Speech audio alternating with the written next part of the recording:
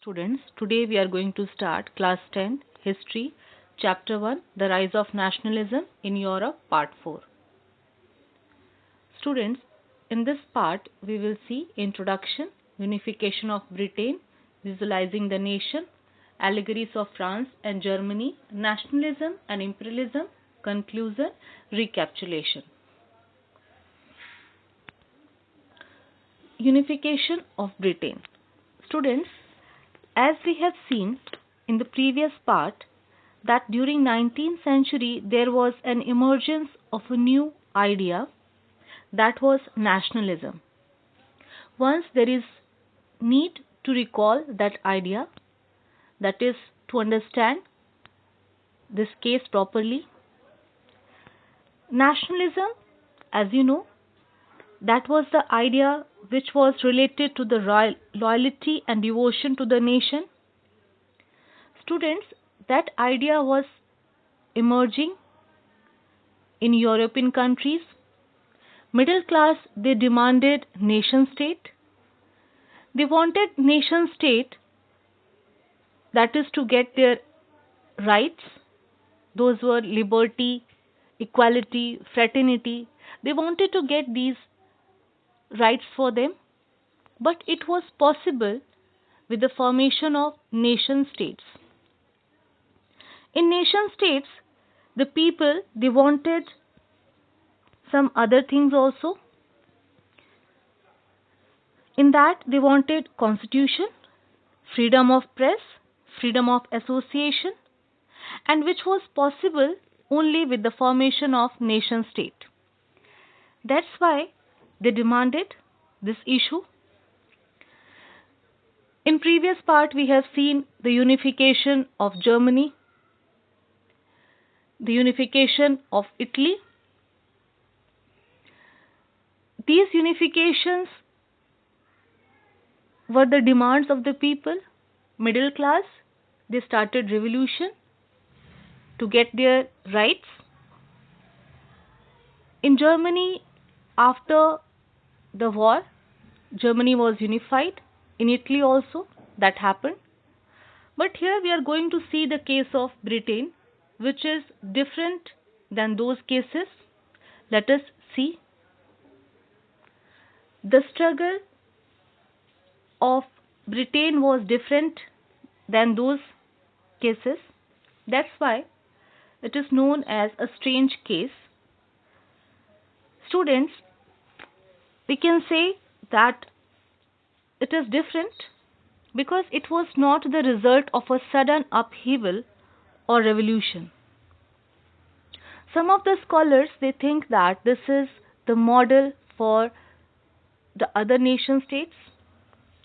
It was the result of a long drawn out process. There was no British nation prior to the 18th century. The primary identities of the people who inhabited the British Isles were ethnic ones, such as English, Welsh, Scot, or Irish.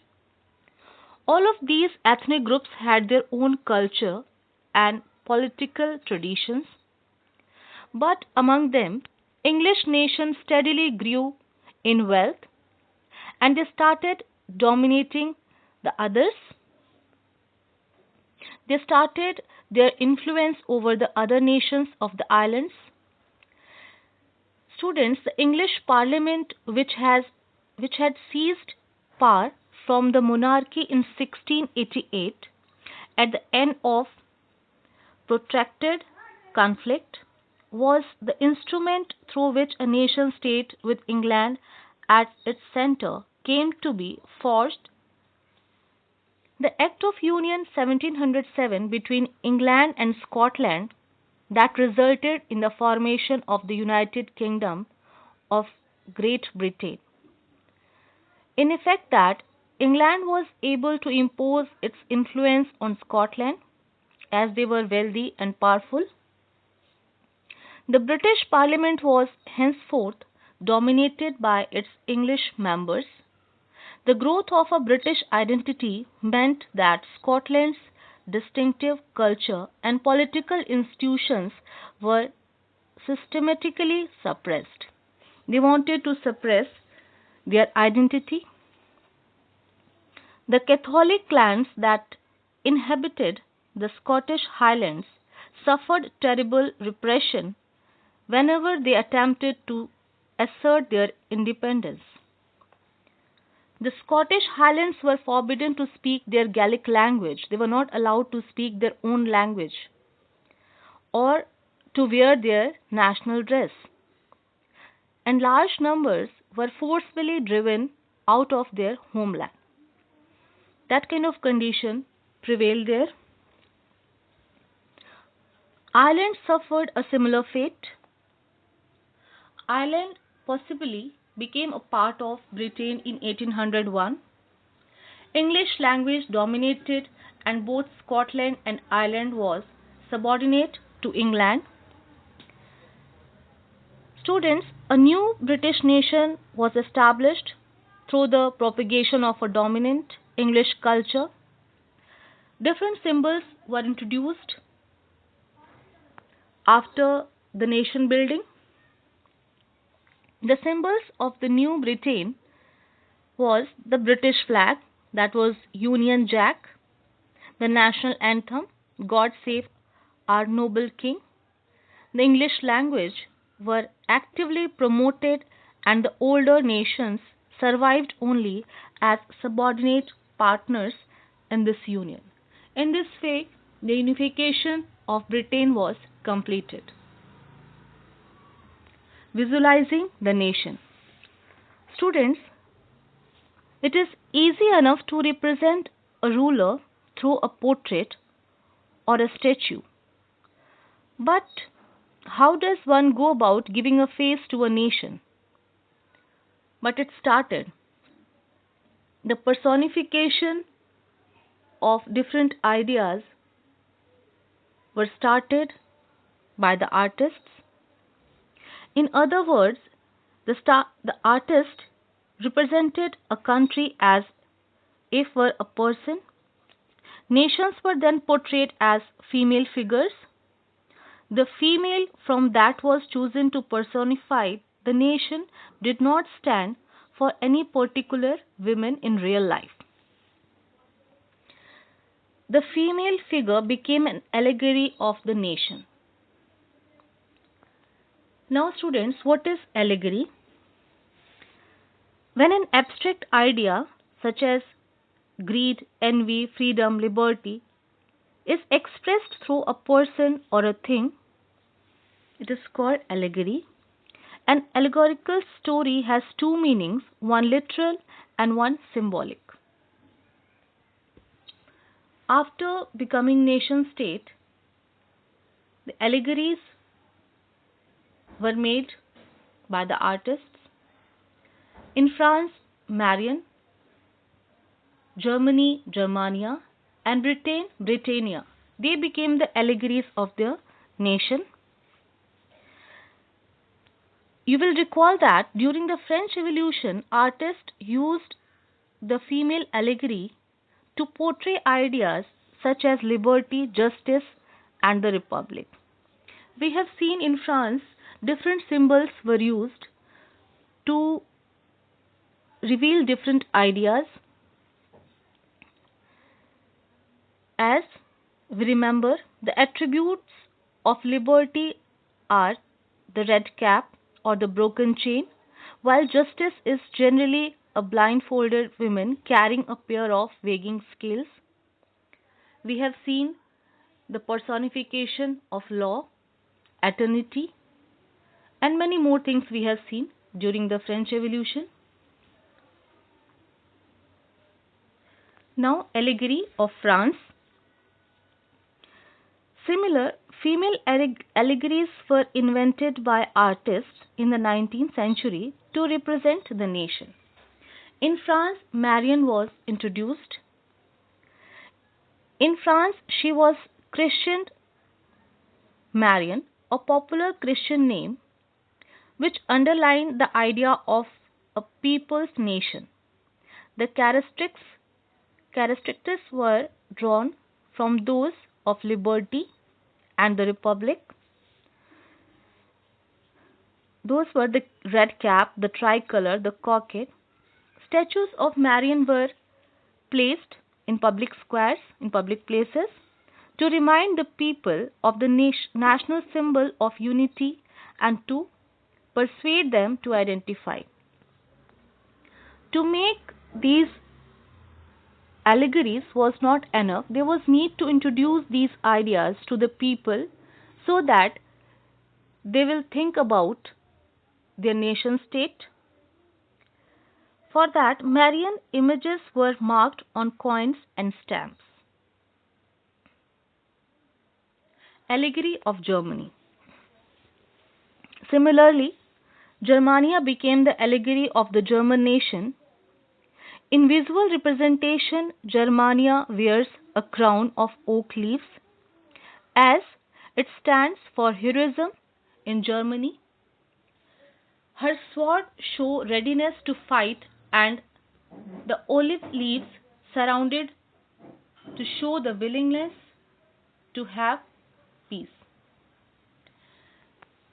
In her looks, she was like a lady which is ready for the war, a warlike lady.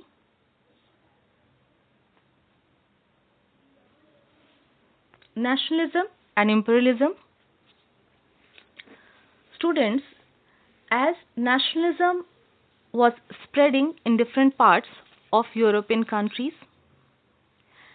it came to Balkans also, and because of this nationalism idea, there was the arrival of a tension in Balkans.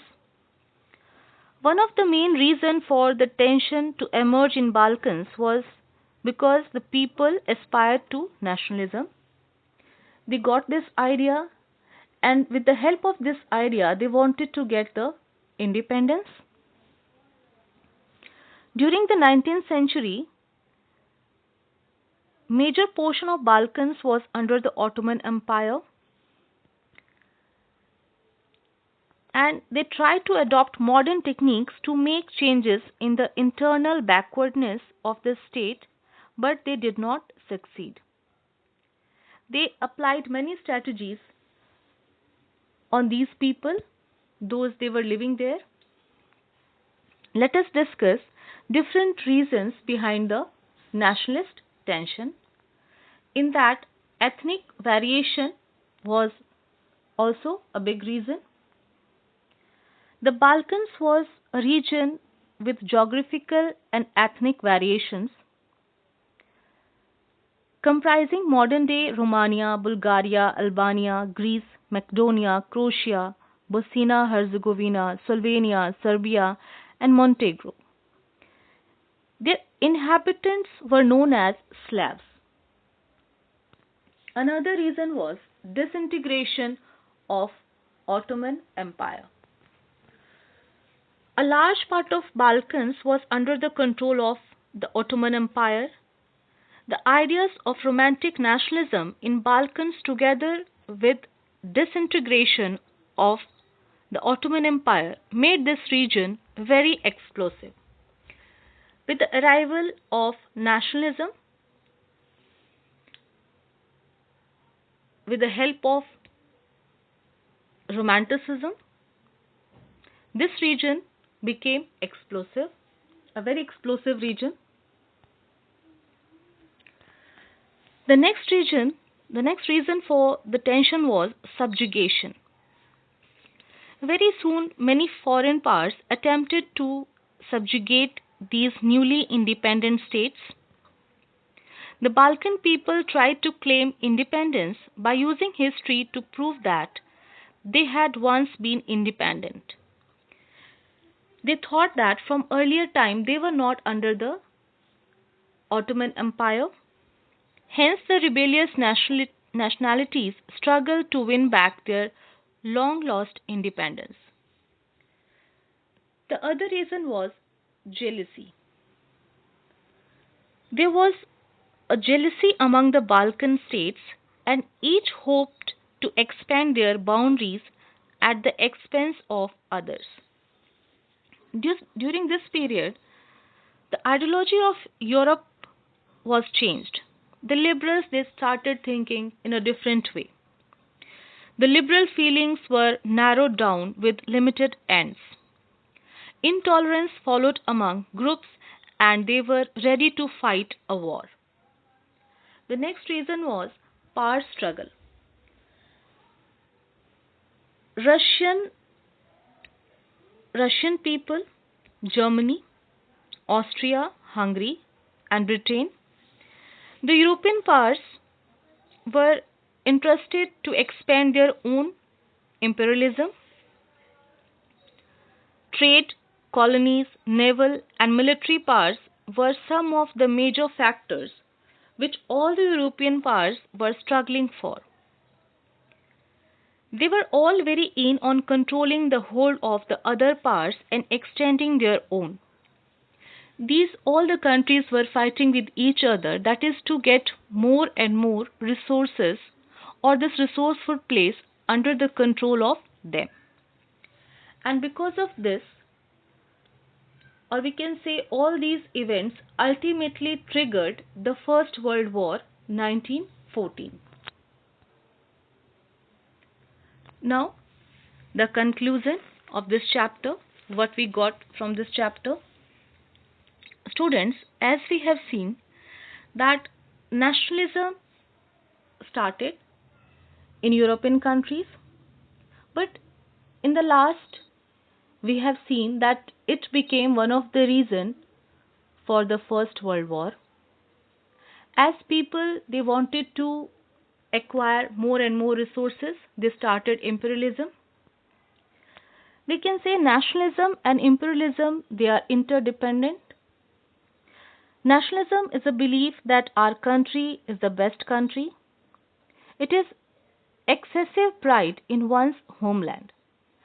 This can lead to imperialism, which is the belief that our country deserves the most. If you believe that your country is the best, then clearly you would believe that your country deserves to expand. That kind of feeling was arising, developing in the European countries. They wanted to make more and more colonies. That's why they started imperialism. In that, they wanted to get more and more territories under them. More European countries, they wanted to make outside their colonies.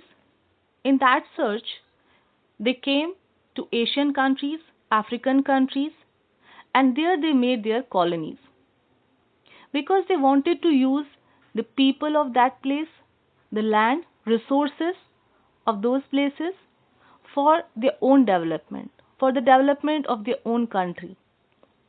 They exploited the resources for the economic development of their own country. In that search, they came to our country, India. They exploited the resources of our country and made economic benefit for them.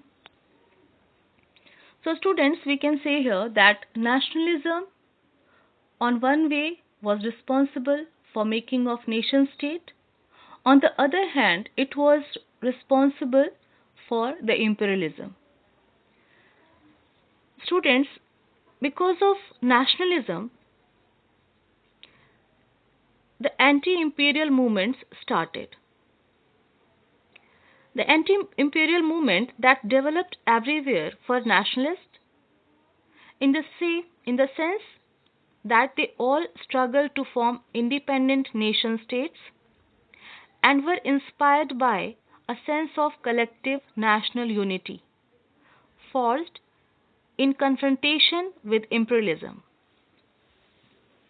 So, imperialism led to anti colonial movements in different countries, those were colonized by the European powers.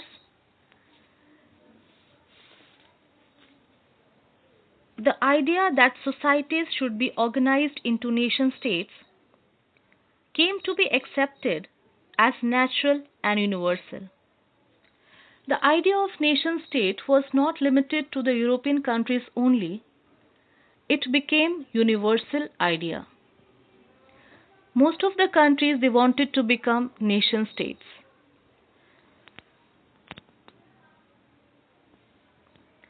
Now, the recapitulation of the chapter. Students, in this chapter we have seen the arrival of nationalism in European countries. During 19th century, a new idea emerged that was nationalism among the people. In the painting of Frederick Sorio, we have seen the people they wanted nation states for them. Different countries they followed the countries those they became already nation states. We got the inspiration from French Revolution also. During the French Revolution, people they wanted changes.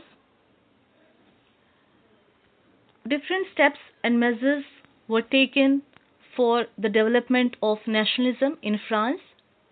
That also we have seen. The people they changed their government, the transformation in the form of government also we have seen there. Napoleonic Code. In Napoleonic Code we have seen different changes introduced by Napoleon in France for the betterment of France. In those changes we have seen that he established equality before law, right to property, currency, uniform currency he introduced, weight system, uniform weight system, measurement system also introduced by him. In this way, many other changes he had done. After him, his changes were accepted by other European countries also because those were for the benefit. It was very much beneficial for the people, for the economic development, for the political development, social development. These changes were very much beneficial. Then we have seen age of revolution. In that we have seen that people, the middle class people, they had done the revolution, that is to get liberty, equality, fraternity. They wanted the abdication of monarchy. They had established parliament there, the Frankfurt Parliament we have seen. We have seen the role of females, how they denied there. Then after we have seen the unification of Germany, Italy and Britain. In Germany we have seen that wars were fought. In Italy also, and a strange case of Britain also we have seen. That was a long struggle. Visualizing the nation in that allegories, Marion and Germania we have seen. That was the abstract idea of the nation. That is to promote the feeling of nationalism among the people. These ideas were personified as a female figure. Then we have seen nationalism and imperialism. In the last we have seen that nationalism and imperialism they affect each other. Means nationalism on one side it was responsible for the nation state, on the other side it was also responsible for anti-imperial movements. So students, this is the fourth part of this chapter. Thank you.